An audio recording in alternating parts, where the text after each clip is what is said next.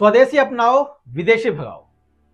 करीब 30 साल से तो ये नारा मैं ही सुन रहा हूं और कल भी सुना जब पीएम मोदी ने कहा कि स्वदेशी को हमें गर्व के साथ अपनाना चाहिए। बहुत बढ़िया बात की उन्होंने, बहुत अच्छी बात। हम भी अपनाते हैं स्वदेशी और गर्व के साथ अपनाते हैं। पीएम मोदी का स्वदेशी पर यह जोर जो आया है ना, ऐसे समय में आया है जब अमेरिकी राष्ट्रपति डोनाल्ड ट्रंप ने भारत पर 50% टैरिफ लगाने की घोषणा की है। पहले 25% का जो टैरिफ लगा था वो नियमित टैरिफ था अपने फायदे के लिए, और दूसरा टैरिफ जो भारत पे लगा वो इसलिए लगा कि भारत की रूस से दोस्ती है। रूसी तेल खरीदने पर 25% का दंड लग गया है भारत में।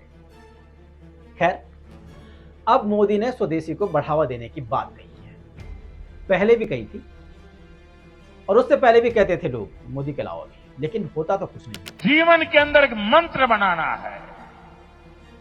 हम जो भी खरीदेंगे वो मेड इन इंडिया होगा,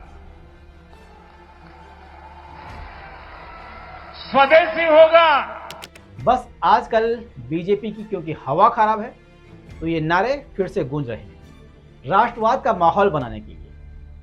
लेकिन क्या आपने कभी सोचा है कि जो नेता और संगठन सबसे ज्यादा स्वदेशी की बात करते हैं वही लोग सबसे ज्यादा विदेशी निवेश, विदेशी टेक्नोलॉजी और विदेशी प्लेटफॉर्म्स पर क्यों निर्भर है? क्या स्वदेशी एक जज्बा है या सिर्फ राजनीति का प्रपंच? आइए बीजेपी और आरएसएस के स्वदेशी मॉडल को परत दर परत खोलते हैं। इस रिपोर्ट को देखिए। 2014 के बाद मोदी सरकार ने अमेरिका से लेकर जापान और यूरोप तक विदेशी निवेशकों को रेड कॉर्पेट बिछाकर बुलाया है। एप्पल, अमेजॉन, टेस्ला, फॉक्सकॉन जैसी कंपनियां जो भारत आई, ये कंपनियां भारत आई इसीलिए ट्रंप नाराज है, तभी टैरिफ लगा रहे हैं। क्योंकि ट्रंप नहीं चाहते थे कि एप्पल और टेस्ला जैसी अमेरिकी कंपनियां भारत में आए। मेक इन इंडिया के नाम पर विदेशी कंपनियों को भारत में बुलाया गया, भारत में प्रोडक्ट बनाने के लिए इनको प्रमोट किया गया, इन विदेशी कंपनियों को। यानी विदेशी ब्रांड्स का नाम बदलकर मेक इन इंडिया कर देने से क्या वो स्वदेशी हो गए हैं? क्या मुर्गे के ऊपर गंगाजल छिड़कने से वो वेजिटेरियन हो जाएगा? राहुल गांधी ने ग्रेटर नोएडा में टीवी असेंबल करने वाले एक लोकल यूनिट का दौरा किया था। उसका वीडियो आपको देखना चाहिए, उन्होंने भी शेयर किया है, जिसमें उन्होंने बताया कि किस तरह से विदेशी पार्ट्स यहाँ आते हैं, उनको सिर्फ यहाँ असेंबल किया जाता है। अब भारत में एप्पल का आईफोन असेंबल होना, इसको आत्मनिर्भरता बताया गया है, जबकि सारे पार्ट्स विदेश से आते हैं। टेस्ला, जिसका बड़ा जोरदार स्वागत हुआ, भारत में फैक्ट्री लगाने का टेस्ला को न्योता मिला है, जबकि इलेक्ट्रिक कारों की बैटरी और टेक्निक तो विदेशी है। तभी तो राहुल गांधी ने कहा कि ये मेक इन इंडिया नहीं है, ये फेक इन इंडिया है। मेक इन इंडिया के नाम पर विदेशी कंपनियों को लाया जा रहा है और स्वदेशी का नैरेटिव गढ़ा जा रहा है। ये है पीएम मोदी का स्वदेशी अभियान, जिस पर वो कह रहे हैं गर्व करो। दूसरी ओर संघ और बीजेपी विदेशी कंपनियों, एफडीआई और विदेशी ब्रांड्स का विरोध करने की छवि बनाते हैं, सिर्फ इमेज। और दूसरी ओर बीजेपी सरकार ने विदेशी कंपनियों को भारत में निवेश के लिए खुला निमंत्रण दिया है, जैसे एप्पल, अमेजॉन, टेस्ला। अब कुछ टाइम बाद त्योहार आने वाले हैं। महाराष्ट्र में गणेश चतुर्थी शुरू हो गया है, गणेश महोत्सव। अब दिवाली आएगी, उससे पहले दशहरा आएगा, नवरात्र आएंगे। तब आपको कहा जाएगा कि अगर आप असली देशभक्त हो तो चाइनीज लाइटें मत खरीदो, चाइनीज लड़ियां मत खरीदो, चाइनीज झालर मत खरीदो, चाइनीज दिए मत खरीदो, चाइनीज ये मत खरीदो, चाइनीज वो मत खरीदो, क्योंकि चीन ने ऑपरेशन सिंदूर के दौरान पाकिस्तान का साथ दिया था। घर की साज सज्जा के लिए जो भी सामान हो, मेड इन इंडिया हो। यार दोस्तों को गिफ्ट के लिए कुछ देना है, उपहार वही जो भारत में बना हो, भारत के लोगों द्वारा बनाया गया हो। और आपको पता है, हर साल भारत 9 लाख करोड़ रुपए का सामान चीन से खरीदता है, जिसे फिर आप खरीदते हैं।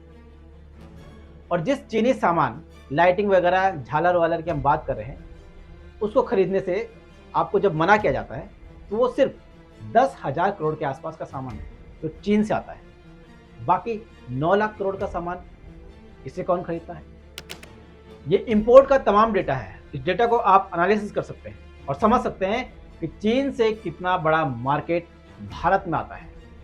जो लड़ियां झालर की हम बात कर रहे हैं इसको छोड़िए, और क्या क्या आता है?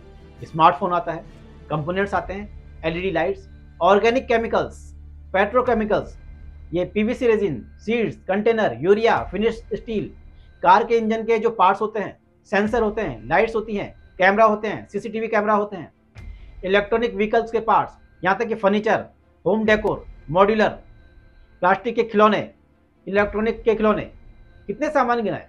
ये सब चीन से आते हैं। ये सामान की लिस्ट गिनाते गिनाते हम थक जाएंगे। लेकिन होता क्या है, जैसे ही आपका त्योहार आता है आपको चाइनीज लाइटों को खरीदने के लिए मना कर दिया जाता है। Xiaomi, ओप्पो, वीवो, हुआई, ये फोन आप खरीदते हैं, ये भी तो चीन का है। लेनोवो का लैपटॉप आप खरीदते हैं, ये भी तो चीन का है। इनका विरोध क्यों नहीं करते? क्योंकि ये चीजें आपको आपकी संस्कृति से कनेक्ट नहीं करती। ये चीजें आपके अंदर राष्ट्रवाद का भाव नहीं जगाती। क्योंकि आप झालर सजाएंगे भगवान के लिए, लड़ियां लाएंगे भगवान के लिए, तो आप कनेक्ट होते हैं भगवान से, और आपको लगता है कि ये चाइनीज चीजें हम देश का एक तरह से विरोध कर रहे हैं। लेकिन अगर आप मोबाइल, लैपटॉप, इन चीजों को खरीदेंगे तो इसमें नहीं लगता, ये भाव नहीं आता कि हम देशद्रोह का जो भाव ये पैदा करना चाहते हैं वो उतना नहीं आता जितना झालर और लड़ियों में, छोटे छोटे। और ये स्टाइल है बीजेपी का राष्ट्रवाद को फैलाने का। कैसे? या तो आप भड़काऊ भाषण दो, भड़काऊ बातें करो, या फिर दूसरा ऐसी चीजें जो हमें जोड़े, हमें एक करे। स्वदेशी के जरिए हर कोई जुड़ जाता है, और स्वदेशी को बीजेपी ने एक तरह से अपना ब्रांड बना लिया है, सिर्फ बयानों में। करनी तो आपने देख ली कितनी सारी चीजें हैं जो बीजेपी ला रही है। चलिए कथा आगे और बढ़ाते हैं। इस कथा के बाद आपको और समझ आएगा कि असली स्वदेशी का खरीदार कौन है, असली स्वदेशी का गर्व कौन करता है, किस पे होना चाहिए। चीन के साथ सीमा विवाद हुआ था, गलवान वाला। अचानक बाइकआउट चाइना का ट्रेंड चल गया, ट्विटर पे ट्रेंड हुआ बाइकआउट चाइना। लेकिन कुछ महीनों बाद चीन से इंपोर्ट रिकॉर्ड मात्रा में बढ़ गया। अब ट्विटर पे चला रहे हैं बाइकआउट चाइना और इंपोर्ट कर रहे हैं धकाधक धकाधक। खैर, जो चीन पाकिस्तान का मददगार है, आज उस चीन के दौरे पर पीएम जा रहे हैं। फिर कुछ डील होगी और फिर कुछ सामान आपके हाथ में आएगा, एक और चीनी सामान। यह है मेक इन इंडिया। अब सोचो स्वदेशी को कौन बढ़ाएगा, आप या मैं, या फिर सरकार? सरकार फैसले ऐसे करती कि ये चीजें ही ना आती। जाहिर सी बात है, जब हम पे आएंगी नहीं, हम लेंगे कहां से? लेकिन इनको मंगाना है और जनता को कहना है कि मत खरीदो, स्वदेशी अपनाओ। इससे जनता के बीच ये मैसेज जाता है कि स्वदेशी का मतलब है भारत में बना प्रोडक्ट, चाहे वो विदेशी कंपनी का ही क्यों ना हो। अब चुनाव आया है, बीजेपी और संघ स्वदेशी का मुद्दा जोर शोर से उठा रहे हैं, आगे भी उठाएंगे, ताकि वोटरों में कम से कम राष्ट्रवादी भावनाएं जाग सकें। वो ये सोच सकें कि ये पार्टी एकदम चीन की विरोधी है, स्वदेशी है एकदम। लेकिन हिम्मत है तो ट्रंप की तरह लगाओ विदेशी चीजों पर टैरिफ, बंद करो विदेशों की दुकानें। अब देखिए विदेशी सोशल मीडिया प्लेटफॉर्म्स की कहानी, बड़ा इंटरेस्टिंग। फेसबुक अमेरिका का, व्हाट्सएप अमेरिका का, इंस्टाग्राम अमेरिका का, ट्विटर अमेरिका का, यूट्यूब अमेरिका का। और कुछ दिनों बाद इन प्लेटफॉर्म पर जो कैंपेन चलेगा बीजेपी का, तो सोचिए, आप देखिए, प्रचार का पैसा तो विदेश ही जाएगा ना। विदेशी प्लेटफॉर्म्स पर बीजेपी अपना प्रचार कर रही है, ये स्वदेशी है। अब संघ की भी बात कर लेते हैं। आरएसएस की स्थापना 1925 में हुई थी। तब स्वदेशी को हिंदू राष्ट्रवाद से जोड़ा गया। संस्थापक केशवराम बलीराम हेडगेवार थे, जिन्होंने स्वदेशी को राष्ट्रीय एकता का हिस्सा बताया। आरएसएस ने गांधी के स्वदेशी आंदोलन का समर्थन भी किया, लेकिन गांधी जैसा अभियान नहीं छेड़ा। वहीं जनसंघ ने नेहरू की जो मिक्स इकोनॉमी थी, मिश्रित अर्थव्यवस्था, उसकी आलोचना की। लेकिन 1977 की जनता सरकार, जब पहली बार कांग्रेस सत्ता से हटी और जनता सरकार बनी, तो उसी समय एफडीआई बढ़ाने की कोशिश की गई और उस सरकार में जनसंघ भी शामिल था। जब आप सरकार से बाहर होते हैं तो आप एफडीआई का विरोध करते हैं और जब सरकार के अंदर होते हैं तो एफडीआई बढ़ाने की कोशिश करते हैं। बीजेपी ने 1990 में जो आर्थिक उदारीकरण का समर्थन किया, जबकि स्वदेशी जागरण मंच ने विदेशी ब्रांड्स का बहिष्कार कर दिया था। 2002 में अटल सरकार ने एफडीआई को 26% तक बढ़ाया, लेकिन नारा क्या दिया? स्वदेशी का नारा दिया। वाजपेयी सरकार ने तो आईटी सेक्टर में 100% एफडीआई खोल दिया था, जो स्वदेशी के खिलाफ था। 2004 के चुनाव में इंडिया साइनिंग कैंपेन में स्वदेशी गायब था। फिर 2004 से 2014 तक जब कांग्रेस की सरकार थी, तो बीजेपी ने यूपीए सरकार की एफडीआई नीतियों की खूब आलोचना की। देखिए पुराने वीडियो कि एफडीआई को लेकर कैसे सड़कों पर उतरी रहती थी बीजेपी। लेकिन 2014 के बाद आई मोदी सरकार, जहां रेलवे, डिफेंस, इनमें एफडीआई को 100% खोल दिया गया। अमेजॉन, वॉलमार्ट जैसी एमएनसीज थी, इनको बढ़ावा दिया गया।